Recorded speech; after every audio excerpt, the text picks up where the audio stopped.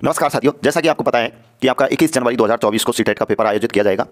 अब आपको मैं बता दूं, काफ़ी विद्यार्थी ऐसे हैं जिन्होंने अच्छी तैयारी की होगी, लेकिन कुछ विद्यार्थी ऐसे होंगे जिन्होंने मीडियम तैयारी की है, कुछ ऐसे विद्यार्थी जिनको सिलेबस तक पता नहीं है। तो मैं आपसे बात करने वाला हूं कि सीटेट को आप आसानी से कैसे पास कर सकते हैं। सीटेट कोई बड़ी बात नहीं है पास करना, क्योंकि इसमें साथियों नेगेटिव तो है नहीं है, इसलिए आसानी से आप पास कर सकते हैं। और आपको ये तो पता होगा कि साथियों सीटेट में जो 75 क्वेश्चन का पोर्सन होता है, 75 क्वेश्चन का क्या पोर्सन होता है वो मैं आपको बता दूं। चाहे आप जो भी है कोई सी भी सब्जेक्ट से है, तो आपका 75 क्वेश्चन तो थ्योरेटिकल आता है और 75 क्वेश्चन जो होते हैं पेडागोजी के होते हैं। तो इस तरीके से पेडागोजी के जो क्वेश्चन होते हैं उनको आसानी से हल कर सकते हैं। और उसके बाद अगर थ्योरी वाले होते हैं तो थ्योरी में आप पढ़ते ही रहते हो और थ्योरी वाले कहीं ना कहीं आपसे जुड़े होते हैं, इसलिए थ्योरी वाले इनको आसानी से भी आप कर सकते हैं। लेकिन पेडागोजी के जो क्वेश्चन होते हैं उनको आप कैसे हल कर सकते हैं उसके लिए मैं थोड़ा सा आपको बताऊंगा। और मैं आपको बताऊंगा कि आप अपने जो है अगर आप तैयारी करते हैं उसके बाद भी कुछ क्वेश्चन ऐसे होते हैं जो गलत हो जाते हैं, उनमें आप तुक्का कैसे लगा सकते हैं। ठीक है, तुक्का लगाना कोई आसान काम नहीं है, लेकिन तुक्का अगर सटीक लग जाता है तो साथियों आपके लगभग 20 से 30 जो क्वेश्चन है वो सही हो सकते हैं। क्योंकि आपने देखा होगा बहुत सारे क्वेश्चन ऐसे होते हैं जो आपको बिल्कुल नहीं आते हैं और बहुत सारे क्वेश्चन ऐसे होते हैं जो आपको 2 ऑप्शन आते हैं और 2 नहीं आते हैं। तो इनमें आपको किस तरीके से तुक्का लगाना है उनके लिए आपके लिए मैं इस वीडियो को लेकर आया हूं। आपको देखना जरूरी है, क्योंकि आपका एक भी क्वेश्चन सही होता है तो आपके लिए ये इंपॉर्टेंट वीडियो बन जाता है। तो आइए साथियों बात करें तुक्का कैसे लगाए। 20 से 30 नंबर बढ़ेंगे। अब आपको ये तो पता है कि आप हल करोगे जब एक क्वेश्चन से लेकर 150 तक आपको करने होंगे, क्योंकि नेगेटिव है नहीं है तो पूरे करके आने हैं। तो ऐसी स्थिति में आपको मैं बता दूं साथियों, जैसे सपोज दें आपको 90 क्वेश्चन आपको बिल्कुल एक्यूरेट आते हैं, तो मेरे हिसाब से आप ये करिए कि फर्स्ट राउंड में आप उस पोर्शन को चुनिए जो आपको अच्छे से आता है। जैसे साई को आपको अच्छे से आती है या टीचिंग मेथड आपको अच्छे से आती है, तो आप उस पोर्शन को ले सकते हैं। ठीक है, तो बात करते हैं कि पहले उसको हल कर सकते हैं। जैसे मैथ आपको बुरी लगती है तो मैथ को ना करें। जैसे आपने इंग्लिश या संस्कृत में कोई लैंग्वेज लिया आपको अच्छी नहीं लगती है तो उसमें से नहीं ले सकते। हिंदी आपको अच्छी लगती है तो हिंदी को पहले कर सकते हैं। तो जो आप पहले कर रहे हो उनको आप देखते जाएं और साथ के साथ आप सोचें कि जो जितने आपको आ रहे हैं उनको साथ के साथ गोला करते जाए, जिससे कि आपके माइंड में पॉजिटिविटी आती जाए कि हाँ मैंने इतने गोले काले कर दिए हैं।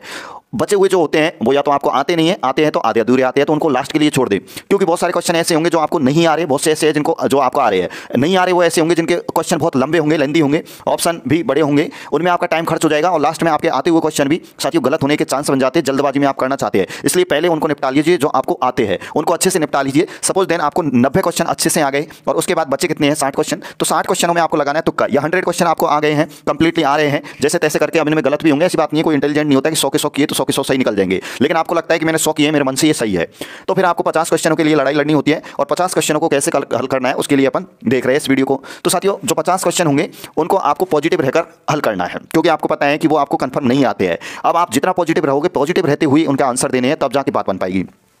तो पॉजिटिव रहकर आंसर दे। सपोज देन जैसे कि कोई क्वेश्चन है जिसके क्वेश्चन के बारे में अगर मैं बात करूं तो 4-5 लाइन होती है और 4-5 लाइन होने के बाद में हो सकता है कि पहला जो ऑप्शन है उसमें 1 ही लाइन है, दूसरे ऑप्शन में 2 लाइन है, तीसरे ऑप्शन में साथियों 3 लाइन है और चौथे ऑप्शन में आपको लगता है कि इसमें 4 लाइन है।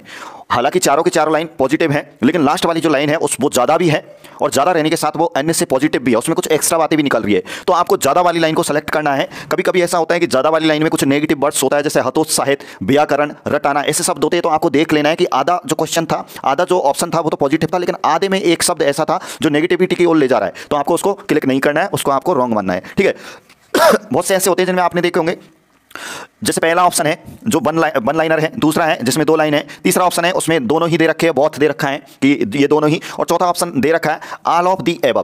तो आपको लग रहा है कि ये जो भी ऑप्शन है 2 ऊपर वाले उनमें सेम बातें हैं, तो आपको ऑल ऑफ दी एबव कर देना है। अब इसको करने के लिए आपको कुछ कीवर्ड्स का भी यूज करना होगा, कीवर्ड्स आपको ध्यान रखनी होती है, उसके आधार पर आपको जो है इनके आंसर देने होते हैं। उसके बाद टैग वर्ड्स, जैसे कि मैंने इससे पहले वाली वीडियो में टैग वर्ड्स भी बताए थे, कुछ नेगेटिव बताए थे, कुछ पॉजिटिव बताए थे। पॉजिटिव आपको मैंने बताए थे जैसे सृजनात्मकता है, बच्चों को नई नई चीज़ों के लिए प्रेरित करना, चीज़ें बनाने के लिए उत्साहित करना, अर्थपूर्ण वाक्य बोलना, है ना, ऐसे बहुत सारी चीजें मैंने आपको बताई थी। नेगेटिव में मैंने आपको बहुत सारी भी बातें बताई थी जो टैग वर्ड्स थे, उनके माध्यम से आप क्लिक कर सकते हैं, जैसे हतोत्साहित करना, डिमोटिवेट करना, ठीक है, जैसे व्याकरण, जैसे रटाना, है ना, ऐसी चीजें थी जो नेगेटिव बातें करते हैं। वो टैग वर्ड्स आपको ध्यान रखने होते हैं, उनके आधार पर भी आप जो आपके बचे हुए 50 क्वेश्चन है उनके आंसर निकाल सकते हैं।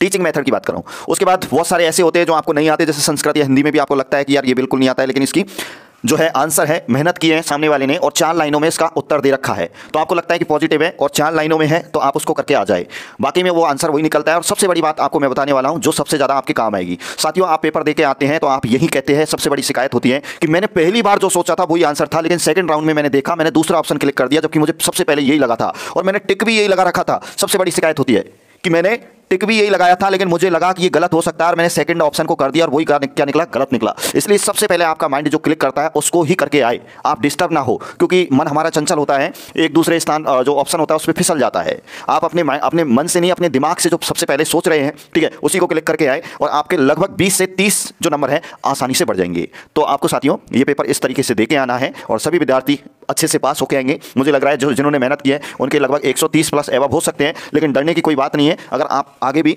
सीटेट पास करके जो है टीजीटी, पीजीटी, DSSS की तैयारी के लिए आगे बढ़ेंगे, तो मैं बता दूं आपको पास होने के लिए जो है जैसे जिनको जनरल वाले हैं, यूआर कैटेगरी के हैं, उनको तो 90 जो मार्क्स चाहिए, 90 पे आप क्वालिफाई माने जाएंगे। और जो भी डिस्काउंट वाली कैटेगरी है, मतलब छूट वाली कैटेगरी है, ठीक है, तो SC ST वगैरह जो भी है उनके लिए मात्र 82 आपके क्वेश्चन सही होने चाहिए। 82 पे आप क्वालिफाई है, लेकिन हम उम्मीद करते हैं कि आप इससे भी ज़्यादा अंक लेकर आएंगे। ऐसी आपकी तैयारी होगी, ऐसी हम उम्मीद करते हैं, कामना करते हैं, आपको शुभकामनाएं देते हैं। वीडियो अच्छा लगा हो तो आगे भी सीटेट के लिए आपके लिए बहुत सारे वीडियो लाते रहेंगे, इसलिए वीडियो को अभी सब्सक्राइब कर दीजिए। जय हिंद, जय भारत।